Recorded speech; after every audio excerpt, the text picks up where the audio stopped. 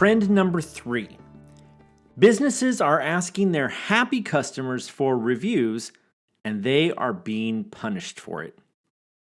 This next section of our conversation is aimed at those of you who have your business or your product listed in a place where people can review it and give it 1 to 5 stars.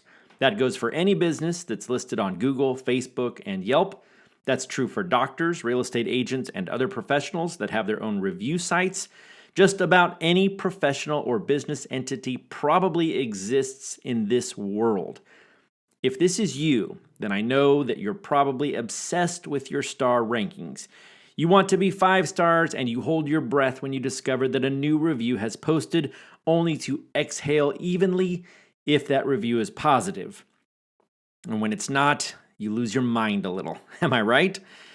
We know logically that we can't make everyone happy all of the time, or that our products or service isn't always going to be a perfect fit. Still, it cuts us to the core when someone gives us a negative review. And tell me if you agree with this statement. Most of the time, the negative review is fake, unfair, a misunderstanding, or a downright lie. Don't even get me started on fake reviews and lies. These happen for any number of reasons. Disgruntled employees, competitors, friends of competitors. Heck, I've even seen ex-girlfriends use online reviews as a means to retaliate for a broken heart. It's next to impossible to get these irrelevant or fake reviews removed. Contacting the right person at Google, Facebook, or Yelp can be challenging. And even when you find someone to listen, proving that the review is false can be next to impossible. I've talked to businesses who have hired legal counsel to go after fake reviews, only to be advised that it's not worth it to try and fight the big internet companies. Now, I'm not saying there aren't cases where you have to stand up and fight, but for the most part, the easiest way to deal with negative reviews, fake or real, is to just get more positive reviews. I'm not telling you something you don't already know. When you look at a product on Amazon that has 300 reviews and 250 of those reviews are super positive, you're still going to consider making the purchase. In fact, if that same product had 300 positive reviews and 0 negative reviews, that would probably be more of a sign to steer clear than a handful of negative reviews. So what do? We ask our happy customers to review us in the hopes that we will get more positive reviews to outweigh the negative reviews. But wait, Google is not a fan of this process, which they call review gating. They want all reviews to be organic, to come naturally, with no influence from the company, individual, or product being reviewed. Well, Google, I want eating barbecue to grow my hair back. I said hair back, not back hair. It's unrealistic to just hope that your good work will get noticed and recognized in the form of a good review. Even the happiest customers need to be reminded how important an online review can be to your business. And even though there will be the occasional happy customer who will take the time to write a review, it's the unhappy customers who are more likely to take the time to post something. Now, I have personally reviewed countless comments and praise in the form of personal conversations, emails, survey results, but it's very rare that someone takes the time to write me a review on my website or a personal recommendation on LinkedIn. I'm not ashamed to say that I regularly ask for people to take the time to do this for me. I tell them, my online reputation is incredibly important to me. Would you be so kind as to post what you just shared with me so that future clients will be able to evaluate me? Google would not like this very much. I would get my hand slapped for review gating, for actively asking only happy customers to write reviews on Google. Oh my gosh, what a terrible, awful thing to do, he said, his voice dripping in sarcasm. Google has actually stated that if they catch a business breaking their terms and conditions, you guys have all read every word of their T&Cs, right? that the business may be stripped of all their reviews and will not be allowed to get new ones for an undetermined time period. Ouch! I guess those are the consequences of crossing Google. Okay, I get it. Google is discouraging cherry picking so that future customers will get an accurate, more rounded look at the true nature of a business's reputation. They want the good and the bad. Fair enough. I understand that logic, and I can even support it. The problem is that users aren't getting accuracy in reviews. They're getting fake reviews written by or paid for by the competition. They're getting unfair reviews from ex-employees with a grudge. They're getting unwarranted reviews from people who called for a quote, didn't like the price, and then reviewed the business they didn't even hire. I recently had a client call me in great distress over this Facebook review. Let me read it to you. It says, "It is quite disappointing to find our hometown hero businesses support frequent and own a timeshare at the Trump property. I will never again support a business that turns a blind eye to social problems such as bigotry and downright hatred." They gave this business a 1-star review because the ownership owns a timeshare. I'm pretty sure that's supposed to say timeshare. Property owned by Donald Trump.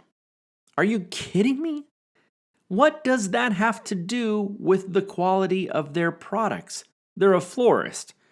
That is totally and completely unwarranted.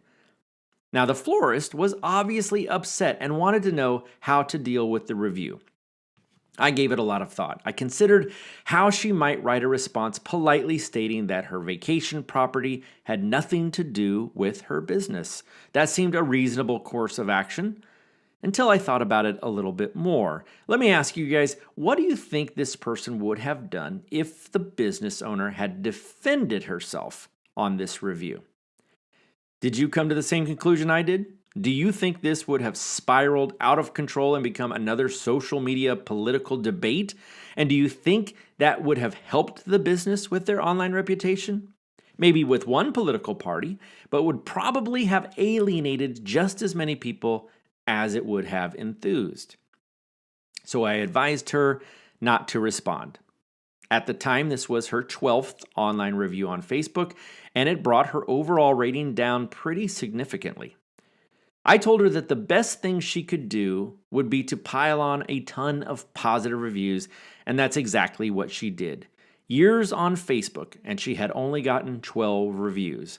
But when she put her mind to it and made a conscious effort to ask her clients to post reviews, she flipping buried this BS review. Today, she has 37 reviews, a rating of 4.8, and you literally have to scroll for a lot longer than the average person is willing to even find this review.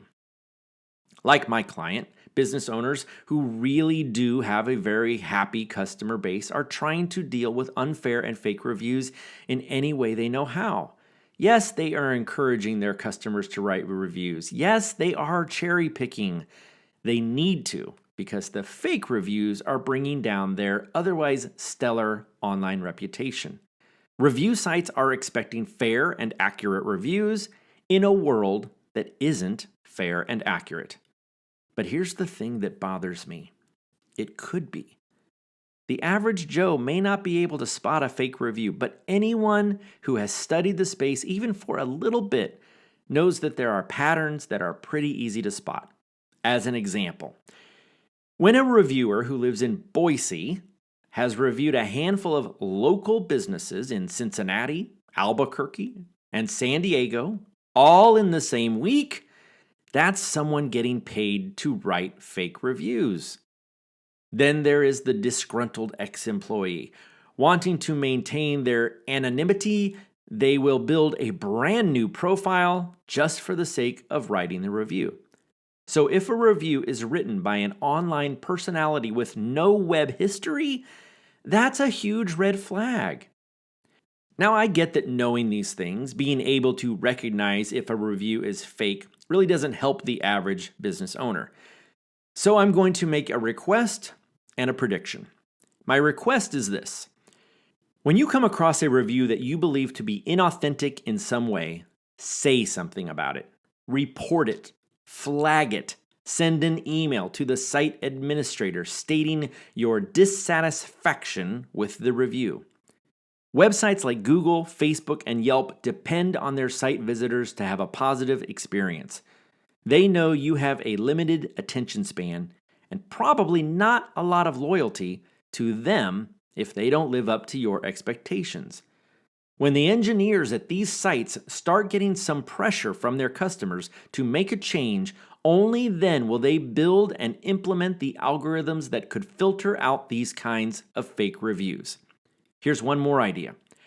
We users are not naive about phony reviews. We can often tell if something doesn't seem quite right. So what if the review sites gave us some power?